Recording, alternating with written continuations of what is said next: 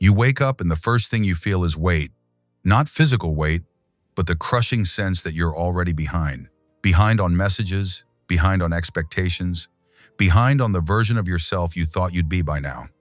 And somewhere in that fog, you reach for your phone, scroll through lives that look more polished than yours, and the gap between who you are and who you think you should be grows wider. This is where Stoicism becomes not just philosophy but survival. Because the Stoics understood something we've forgotten. The chaos isn't out there, it's in how we hold it. It's in the invisible ropes we tie around our worth, connecting it to things we can't control. Other people's opinions, yesterday's mistakes, tomorrow's anxieties. And every morning, you have a choice. You can let those ropes tighten, or you can practice the ancient art of letting go. Not giving up, but releasing your grip on what was never yours to hold. This is about emotional detachment in its truest form. Not coldness, but clarity. Not numbness, but freedom. It's about reclaiming control of your emotions by understanding what control actually means. Like right now, if you feel something shift inside you, if this speaks to the part of you that's tired of carrying what doesn't belong to you, hit that like button. Not for me, but because that simple action tells the algorithm to show this to someone else who's drowning in the same silent battle. Someone who needs to hear that there's another way. The first habit the Stoics would recognize isn't about productivity. It's about presence. Before you check anything, before you respond to anyone, you pause. Marcus Aurelius called it the morning meditation, but it's simpler than that. You sit on the edge of your bed, feet on the floor, and you take 3 full breaths. Not shallow chest breaths, but deep belly breaths that remind your nervous system you're safe. And in that pause, you ask one question: what can I actually control today? Not what do I hope happens, not what should happen if the universe were fair, but what lives inside my circle of influence. Your thoughts, your choices, your responses. That's it. Everything else, every outcome, every person's reaction, every unfolding of events sits outside that circle. And here's the strange liberation. When you stop trying to control what you can't, you suddenly have immense power over what you can. Epictetus spent years as a slave before gaining freedom, and his core teaching was this: you are free the moment you stop assigning your peace to external things. So this morning habit is about drawing that circle clearly. Look at your day ahead and sort it. This meeting, I control my preparation and presence. I don't control their decision. This relationship, I control my honesty and care. I don't control their response. This challenge, I control my effort and attitude. I don't control the outcome. Feel how that sorts your energy differently. You're no longer scattered across 1,000 things you can't change. You're gathered, focused, potent in the small space where you actually live. And yes, it feels counterintuitive in a culture that tells you to manifest, to hustle, to make it happen.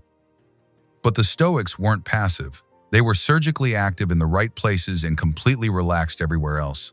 The second habit builds on this. You name the rope you're holding. Because most of your morning anxiety isn't about real threats. It's about attachment. You're attached to being seen a certain way, attached to a plan working out, attached to someone understanding you. And attachment isn't love. It's fear wearing love's mask. So you take 30 seconds, grab a journal or just close your eyes, and you finish this sentence. The rope I'm holding today is my need for blank. Maybe it's approval. Maybe it's certainty. Maybe it's being right. And then you write or speak the cost. This rope costs me my peace, my presence, my ability to respond clearly.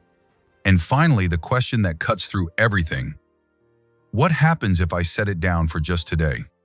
Not forever, just today. Can I let someone misunderstand me today?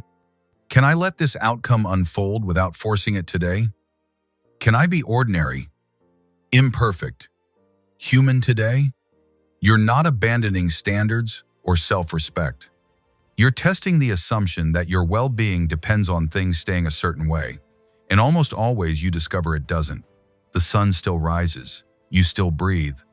Life continues, often more smoothly, without your white-knuckled grip on how it should be. Seneca said we suffer more in imagination than in reality, and this habit is about collapsing that gap. You make the imagined loss real for a day and watch it lose its power. This is emotional control at its foundation. Not suppressing feelings, but choosing which stories get to live in your head. Now we move to the body, because the Stoics knew something modern psychology is rediscovering. You can't think your way out of a dysregulated nervous system. The third habit is breathwork, but not the complicated kind. You're going to do what I call the 4-6 reset. Find a quiet corner, set a timer for 30 seconds, and breathe in through your nose for a count of 4. Hold for a beat, then breathe out through your mouth for a count of 6. That's it. The exhale longer than the inhale signals your parasympathetic system that you're not in danger. Do this 4 or 5 times. Your thoughts will wander. That's fine. The practice isn't perfect focus. It's returning. Each time you notice you've drifted and you come back to the breath, you're strengthening the muscle of attention. And attention is everything. Where your attention goes, your life follows. If it's habitually on what's wrong, what's missing, what others have, you'll live in scarcity. If you can train it to rest on what's here, what's possible, what you're building, you'll live in sufficiency. This isn't toxic positivity. It's recognizing that your lens shapes your reality more than your circumstances do. The sky is always blue, even when clouds block it. Your peace is always available, even when chaos surrounds it. This breathing habit is about finding that blue sky every morning, even for 30 seconds. The fourth habit is where we apply the dichotomy of control to something specific. You look at your calendar or your mental load, and you identify the thing causing the most stress. Now you run it through what I call the 3 whys. Ask yourself, why does this stress me? Go beneath the surface answer. Maybe you have a presentation. Surface answer. I'm stressed because it's important, but why does it stress you? Dig deeper. Maybe because I'm afraid I'll mess up. Why does that possibility stress you?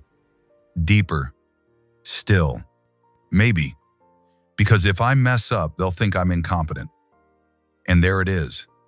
The real rope. You're not stressed about the presentation. You're stressed about your identity being tied to this one performance. This is judgment, the Stoic concept that our suffering comes not from events, but from our opinions about events. The presentation is neutral. Your judgment that it defines your worth is what hurts. So the habit is this. Take 45 seconds after you're breathing and walk through the 3 whys on your biggest stressor. And when you find the root rope, the identity attachment, or the control you're pretending to have, you name it. You say it out loud if you can. I am treating this outcome as if it determines my value, but it doesn't. I am one person having one experience on one day in a life of thousands of days. This perspective doesn't minimize the task. It right-sizes it. You'll still prepare, still care, still try, but you'll do it from groundedness instead of panic, from self-respect instead of self-proving. The 5th habit is gratitude, but not the kind that dismisses your struggles. This is Stoic gratitude, which means appreciating what you have while it's here because you understand it's impermanent. You're going to think of 3 things, and here's the twist. You imagine them gone. Your morning coffee. Picture never tasting it again. Does it taste richer now? Your ability to walk. Imagine losing it tomorrow. Do your steps feel more precious? The person you'll see today. Imagine this is the last conversation. Does your presence change?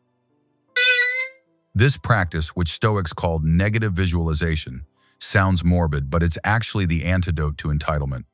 When you remember that everything is borrowed, temporary, a gift that will one day be returned, you stop taking it for granted. You stop measuring your life against someone else's highlight reel and start inhabiting your actual life with wonder. And here's what happens. The comparison trap loses its grip because you're not looking sideways anymore. You're looking down at your own hands and seeing clearly what they hold. This is where detachment and appreciation meet. You're not attached to keeping things forever, which means you can fully enjoy them now.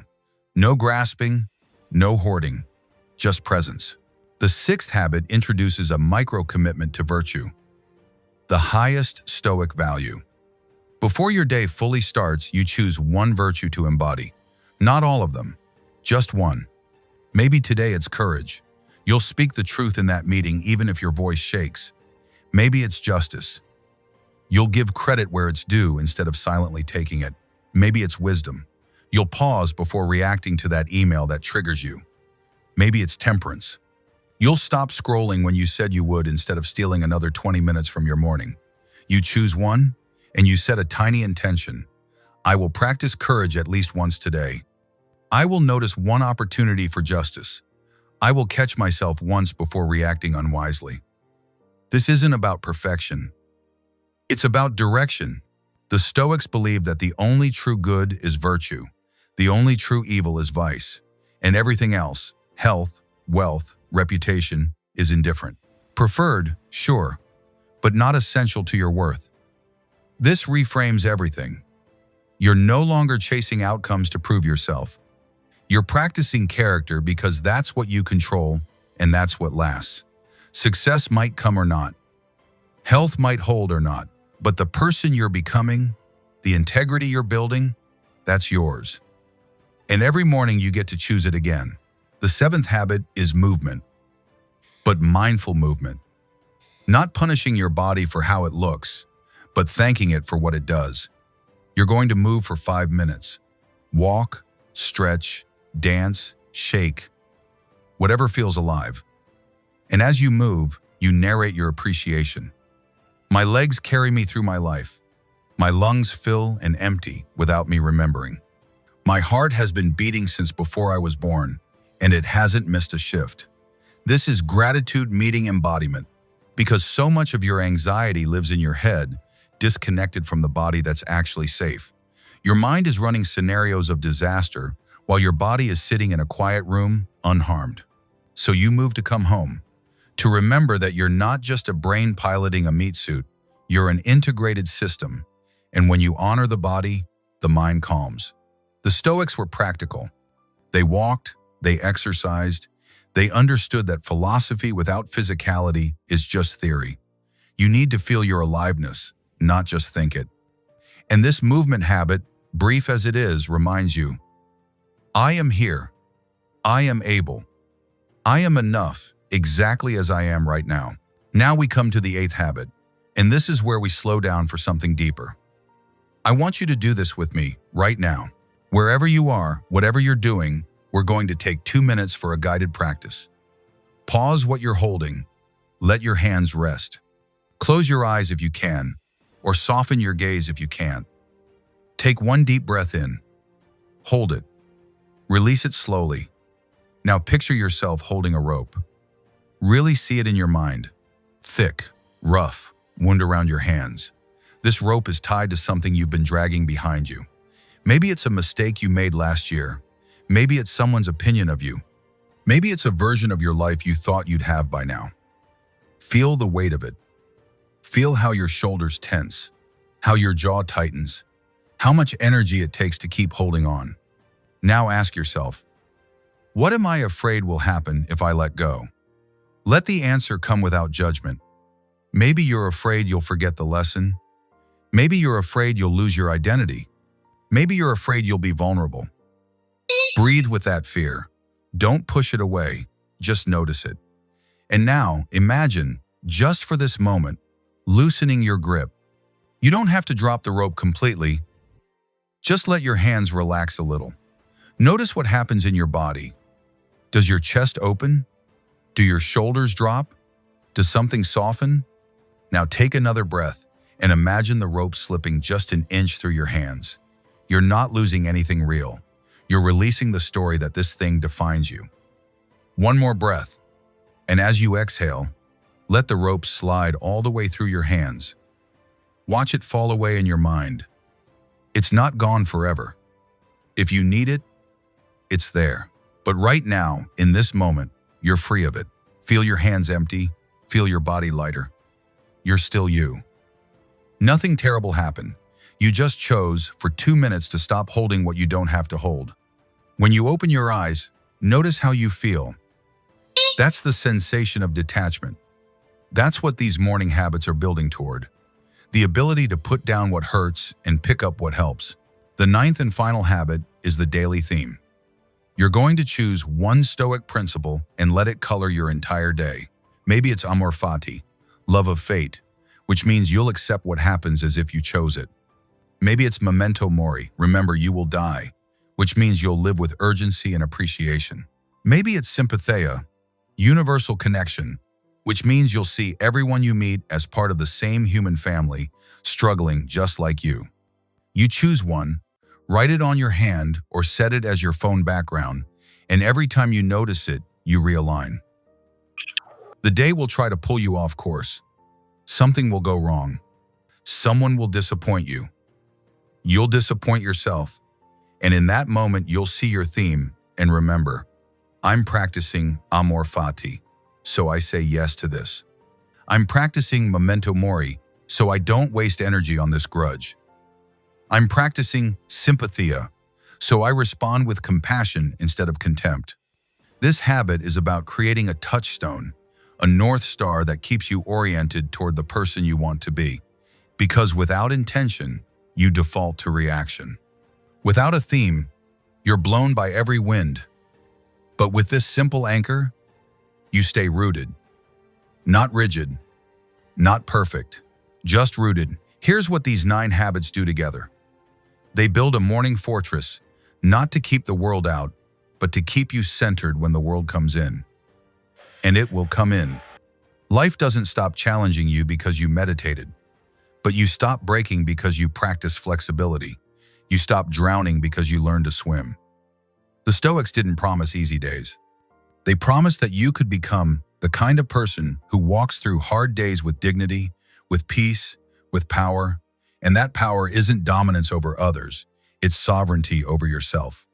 It's waking up and saying, the world can do what it does, and I will choose who I am within it. This isn't one morning. This is every morning.